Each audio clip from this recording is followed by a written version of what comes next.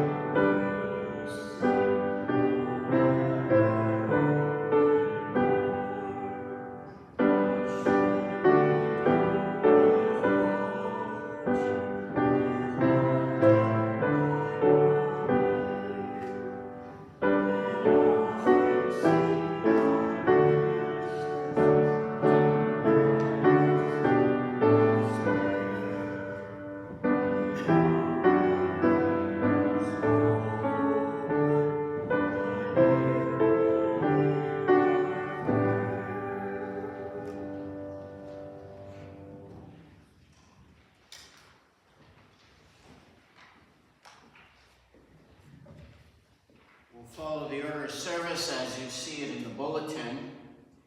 And for our confession, today we'll use the words of Psalm 51. King David used these words as he confessed his sin to the Lord. And we'll hear God's words of forgiveness as well, his words of mercy. And so please rise. In the name of the Father, and of the Son, and of the Holy Spirit. Amen. Have mercy on me, O God, according to your steadfast love. According to your abundant mercy, blot out my transgressions. Wash me thoroughly from my iniquity, and cleanse me from my sin.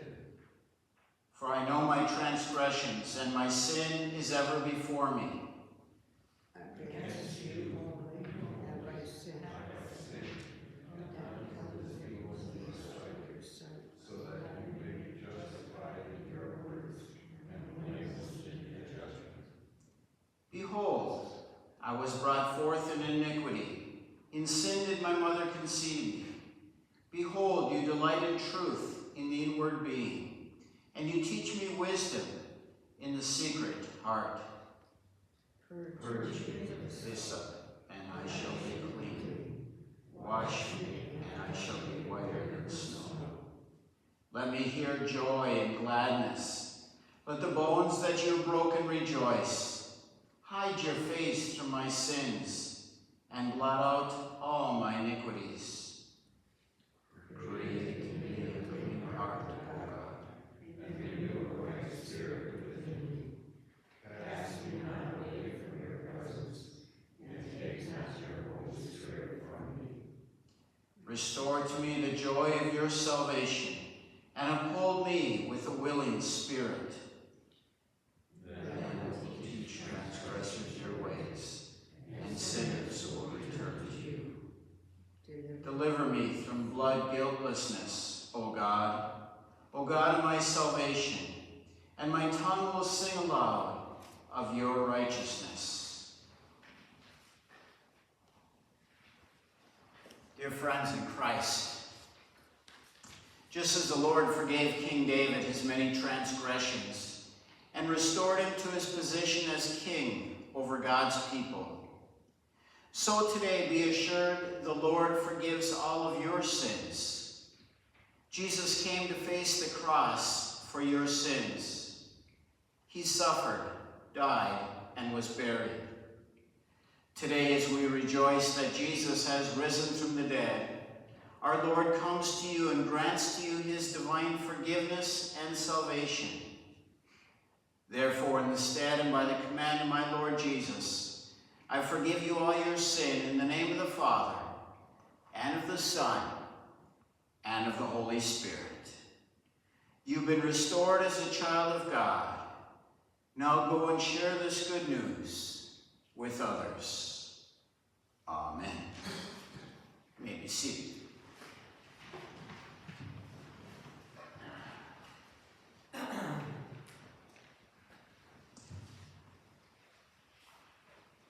Our Old Testament reading this day comes to us from Ruth chapter 1, and I begin reading with verse 1.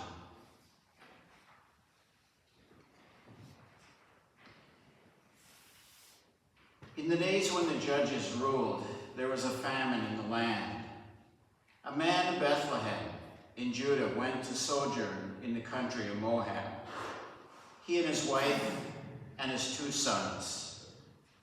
The name of the man was Elimelech, and the name of his wife Naomi, and the name of his 2 sons were Mahlon and Chilion. They were Ephraimites from Bethlehem in Judah. They went to the country of Moab and remained there. But Elimelech, the husband of Naomi, died, and she was left with her 2 sons. These took Moabite wives. The name of the one was Orpah, and the name of the other, Ruth. They lived there about 10 years. Both Mahlon and Chilion died, so that the woman was left without her 2 sons and her husband. Then she arose with her daughters-in-law to return from the country of Moab, for she had heard that the fields of Moab, that the Lord had visited his people, had given them food. So she set out from the place where she was with her 2 daughters-in-law, and they went on the way to return to the land of Judah. But Naomi said to her 2 daughters-in-law, "Go, return each of you to her mother's house, and may the Lord deal kindly with you, as you have dealt with the dead and with me. The Lord grant that you may find rest, each of you, in the house of her husband." Then she kissed them, and they lifted up their voices and wept. And they said to her, "No, we will return with you to your people." But Naomi said, "Turn back, my daughters. Why will you go with me? Have I yet sons in my womb, that they may become your husbands? Turn back, my daughters, go your way, for I am too old to have a husband. If I should say I have hope, even if I should have a husband this night, and should bear sons, would you therefore wait until they were grown? Would you therefore refrain from marrying? No, my daughters, for it is exceedingly bitter for me, for your sake, that the hand of the Lord has gone out against me." Then they lifted up their voices and wept again. And Orpah kissed her mother-in-law, but Ruth clung to her. She said, "See, your sister-in-law has gone back to her people and to her gods. Return after your sister-in-law." But Ruth said, "Do not urge me to leave you or to return through following you. For where you go, I will go, and where you lodge, I will lodge. Your people shall be my people, and your God, my God. Where you die, I will die, and there I will be buried. May the Lord do so more to me, and more also, if anything but death parts me from you." And when Naomi saw that she was determined to go with her, she said no more. So the two of them went on until they came to Bethlehem. Here then also reading from 1 Peter chapter 2, begin reading with verse 4. As you come to him, a living stone, rejected by men, but in the sight of God chosen and precious, you yourselves, like living stones, are being built up as a spiritual house, to be a holy priesthood, to offer spiritual sacrifices acceptable to God through Jesus Christ. For it stands in Scripture, "Behold, I'm laid in Zion a stone, a cornerstone, chosen and precious, and whoever believes in him will not be put to shame. So the honor is for you who believe, but for those who do not believe, the stone that the builders rejected has become the cornerstone, and a stone of stumbling, and a rock of offense. They stumble because they disobey the word, as they were destined to do. But you are a chosen race, a royal priesthood, a holy nation, a people for his own possession, that you may proclaim the excellencies of him who called you out of darkness into his marvelous light. Once you were not a people, but now you are God's people. Once you had not received mercy, but now you have received mercy." And please rise for the reading of the gospel.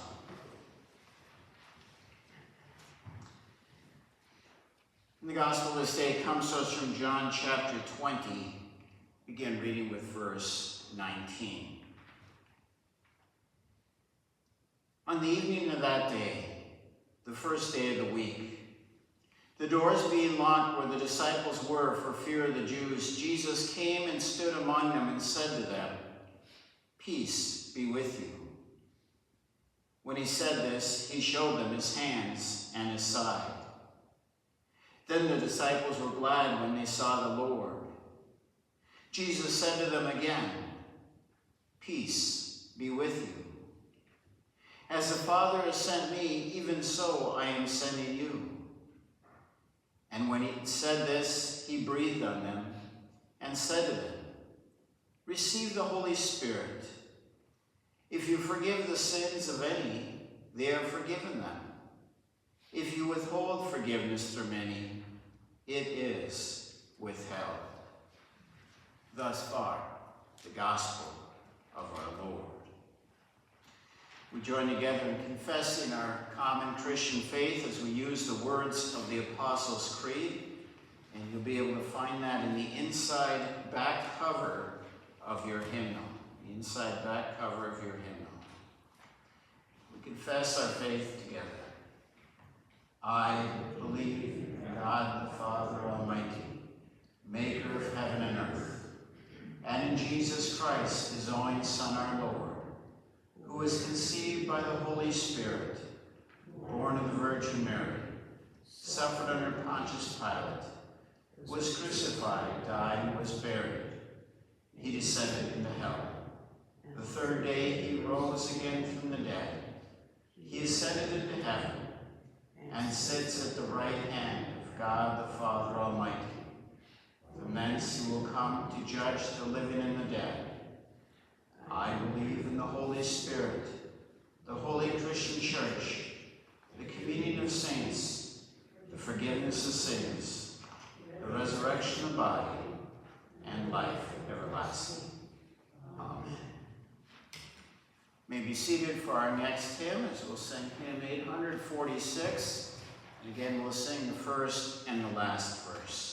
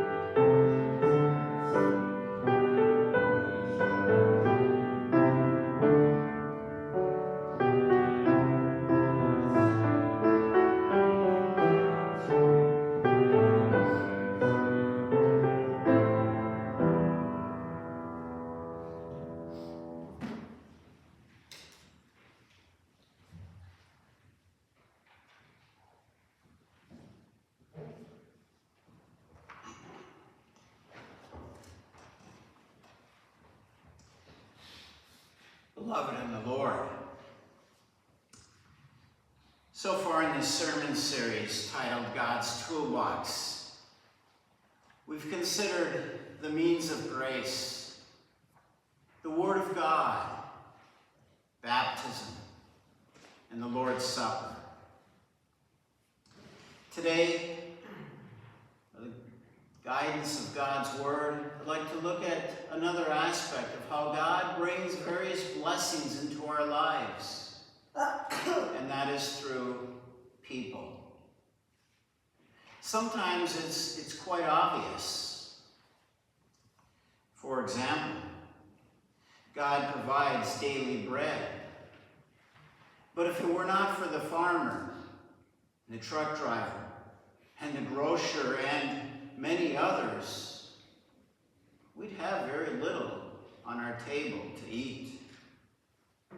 If it were not for the mechanic, our cars would not run very well, or perhaps not at all. If it were not for the inventor, the engineer, and the builder, we would not enjoy many of the conveniences that we've grown accustomed to in our day and age. If it were not for the doctors and nurses and other medical professionals, we wouldn't be as well cared for when we're sick or injured. If it were not for the police officer, we'd not be as safe as we are. If it were not for the soldier, we would not enjoy the freedoms that we have. Oh yes, when you stop to think about it, God blesses us in many ways through people on a daily basis. If you're ever at a loss of what to thank God for, just simply think over your day and think of the many ways that God has blessed you through the hands of various individuals. And then thank God for that. But just as God has worked in our life through various people to be a blessing to us, he desires to work through us to be a blessing for others as well. It begins with Jesus, our Lord Jesus, who came not to be served, but to serve and to give his life as a ransom for many, as it says in Matthew 20. Now, as Jesus has served us, and in the ultimate way by giving his very life upon the cross, he desires that in turn we also live our lives in service to one another. Consider, for example, 1 Peter chapter 4, verses 10 and 11. We heard these words here in our second Bible reading today. As each has received a gift, use it to serve one another as good stewards of God's varied grace. Whoever speaks is one who speaks oracles of God. Whoever serves is one who serves by the strength that God supplies, in order that in everything God may be glorified through Jesus Christ. In all things we use what God has blessed us with in order to serve one another. Oh, and we give thanks. We give thanks to how God has blessed us for the service of others, and we're aware of those opportunities we have to serve others as well. It's how God works. He works through people. But let's dig a little deeper. Just as our Lord God has used the means of grace, the Word, and baptism, and Holy Communion to bring eternal blessings into our lives, so also God will sometimes use people to do this very thing as well. Consider, for example, how we begin our worship service. We oftentimes begin, just as we did today, with confession and absolution. We confess our sins to God, and then we hear those words of absolution. But those words of absolution are spoken by a person, usually a pastor. But those words have authority, not because of who the pastor is, but because of the promise of Christ. John chapter 20, we find that in our gospel reading today, where Jesus says, if you forgive the sins of anyone, they are forgiven them. If you withhold forgiveness from anyone, it is withheld. Forgiveness happens because of Christ, because of his sacrifice upon the cross, because of his great act of service. But he brings that forgiveness into our lives, sometimes through people. God works through the pastor and through others to bring blessings into our lives. Similarly, he works through people to bring God's word into our lives. Oh, consider Romans chapter 10, where Paul writes, and how are they to hear without someone preaching? And how are they preach unless they are sent? How beautiful are the feet of those who preach good news. And of course, God accomplishes many other blessings in our lives as he works through a variety of people. Pastors and deaconesses and missionaries and so many others. But let's dig a little deeper. You don't have to be a professional church worker for God to be at work through you. In fact, consider 1 Peter chapter 2, verse 9. And you see this in our epistle reading today, our second Bible reading. You are a chosen race, a royal priesthood, a holy nation, a people for his own possession, that you may proclaim the excellencies of him who called you out of darkness into his marvelous light. This passage is talking about the priesthood of all believers. You are priests. You are ministers to one another. And as ministers, what are you to be doing? What are you to be doing? The things that God desires of you, calls you to do in his word. Sharing God's word and grace with one another. Sometimes it might be a word of law, a word of rebuke, calling someone out because of their sin. Other times it might be giving a word of comfort and assurance of the forgiveness that Christ has earned for us. Forgiveness that Christ brings to us by his act of service, his sacrifice upon a cross for us. God works through people. He works through individuals to bring these blessings into our lives. What a great blessing it certainly is. Oh, give thanks to the Lord God for the many ways that God works through people to bring blessings into your life. But also be aware of the ways that God may be calling you to minister to another person, to be a blessing in their life. It's how God works. He works through people. You are one of his tools.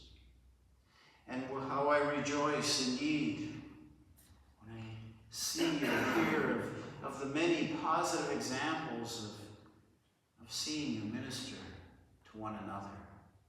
And there are many good examples. Another good example of this in Holy Scripture can be found in 2 Corinthians chapter 5. Here the Apostle Paul is inspired to write to the Corinthians, and he says this, verses 18 and 19. He says, all this is through God, who through Christ reconciled us to himself and gave us the ministry of reconciliation. That is, in Christ, God was reconciling the world to himself, not counting their trespasses against them, and entrusting to us the message of reconciliation. Therefore, we are ambassadors for Christ, God making his appeal through us. We implore you on behalf of Christ, be reconciled to God. We are ambassadors of Christ, God making his appeal through us. What a wonderful thing that is. You ever thought of that? That through you, God is making his appeal to other people? It really is an amazing thing when you stop to think about it. It is Christ who reconciles us, who makes us right and at peace with God, our Heavenly Father. But he makes that appeal. He reaches out through people. He reaches out through us. Oh, it is so important that we believe in the Lord Jesus Christ and trust in him. And it is so important that others also believe and trust in the Lord Jesus Christ. And it is through us that that message goes forth. God has worked through others as he made that appeal to you in your life. Maybe you think of some of those individuals. God also works through your life to bring that appeal into the life of others. You are one of his tools. It ties in with the very next verse as well.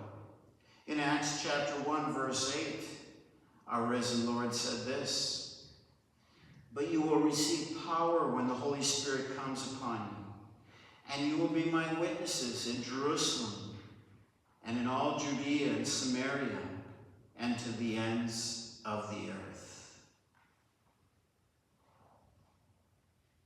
God works through people to be his witnesses. And just consider how our Lord Jesus did that. He started only with 12 individuals. And then there were 70. And then there were 120. And now, as we look back over the centuries, the gospel has gone to literally billions of people. And our Lord has done it through people.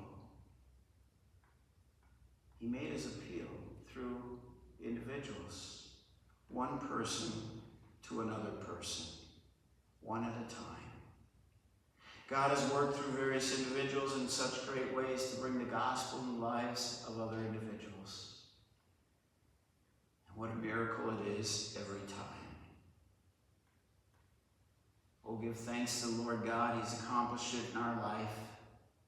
And give thanks to God for the opportunities he puts before you to bear witness to him.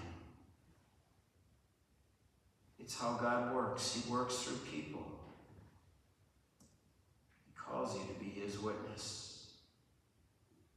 Oh, we live in a troubled and discouraging world at times. But we give thanks to God that he encourages us through people as well. Sometimes that encouragement may be in ordinary, worldly ways. Other times it's spiritual encouragement. We need that too. In fact, as we live in the time, as we await the return of Christ, we need a lot of that encouragement. The kind of encouragement it speaks about in 1 Thessalonians 5, 9 through 11, where we're assured that God has not destined us for wrath, but to obtain salvation through our Lord Jesus Christ, who has died for us, so that whether we are awake or asleep, we might live with him. Therefore, encourage one another and build one another up, just as you are doing.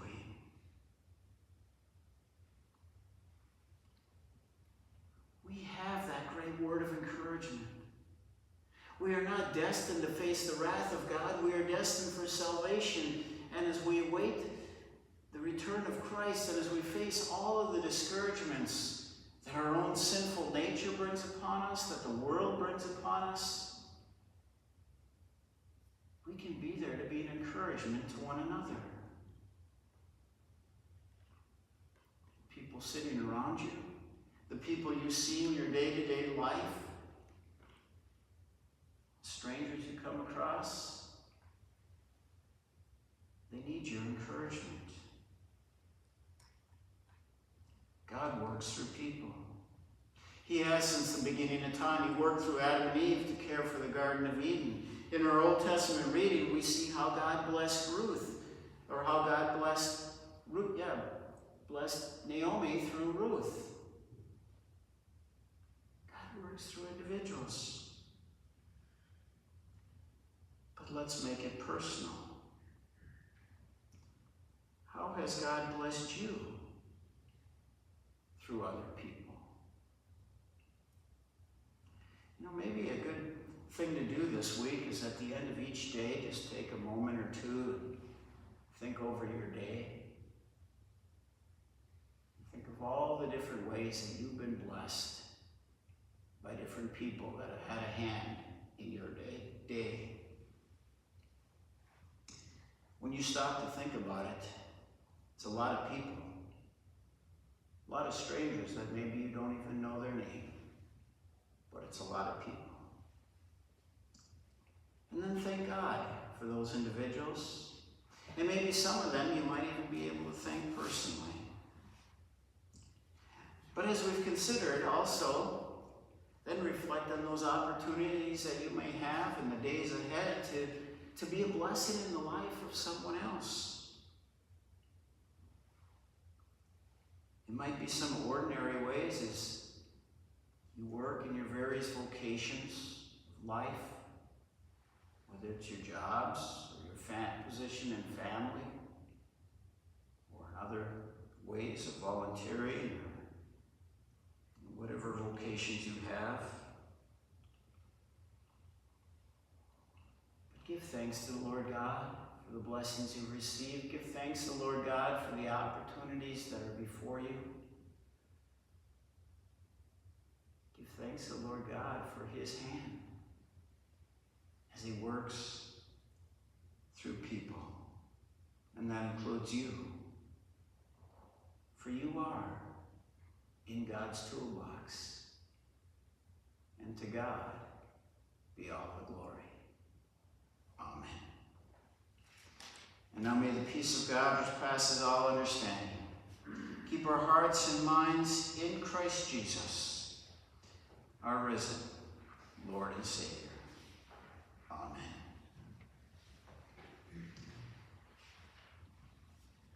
We respond to the grace and the mercy of our Lord as we present ourselves and our offerings to him. Please rise.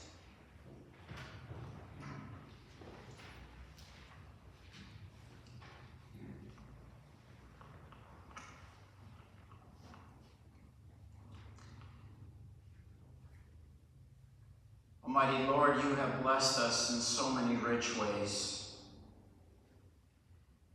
Receive then our lives and our service and these offerings as a thanksgiving for your grace and your mercies in our life.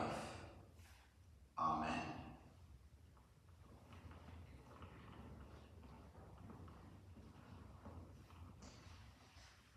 Let us pray.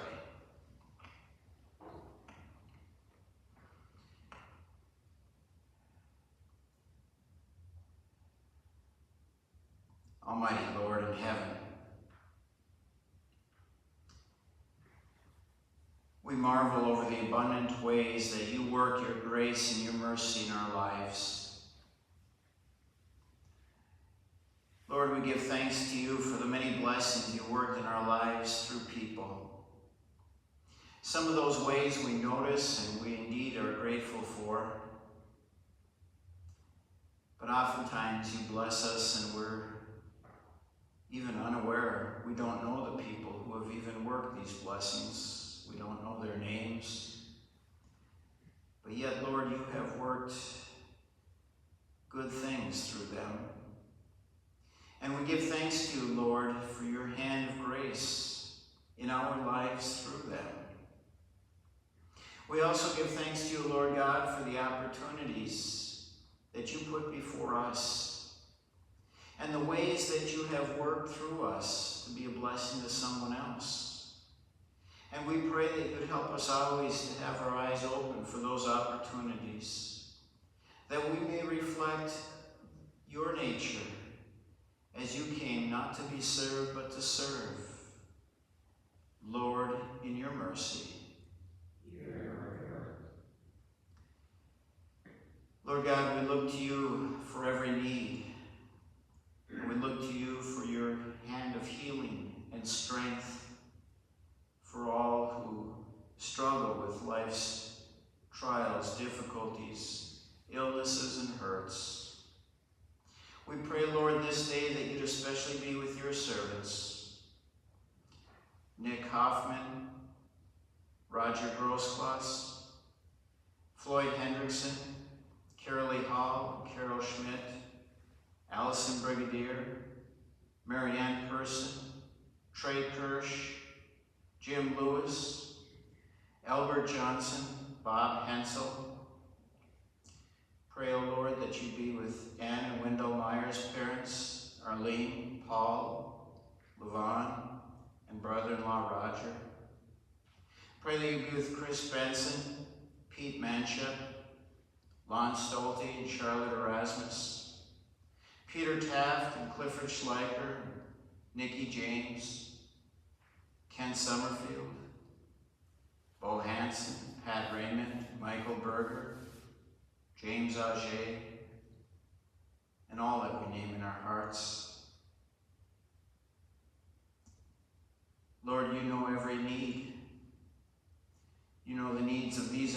individuals, you know the needs that we have and bring to you today. Lord, we place them before you.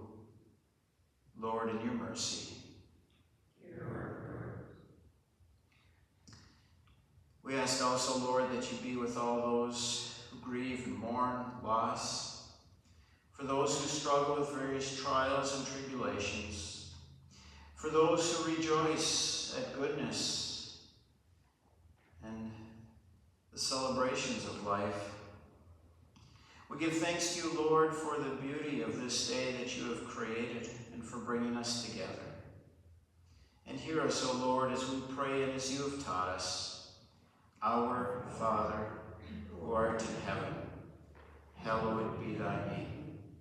Thy kingdom come, thy will be done, on earth as it is in heaven. Give us this day our daily bread, and forgive us our trespasses, as we forgive those who trespass against us. And lead us not into temptation, but deliver us from evil. For thine is the kingdom, and the power, and the glory, forever and ever. Amen. The Lord bless you and keep you. The Lord make his face shine upon you and be gracious unto you. The Lord look upon you with favor and give you peace. Amen. You may be seated as we'll sing our closing hymn, hymn 827, and we'll sing verses 1, 3, and 4. Verses 1, 3, and 4.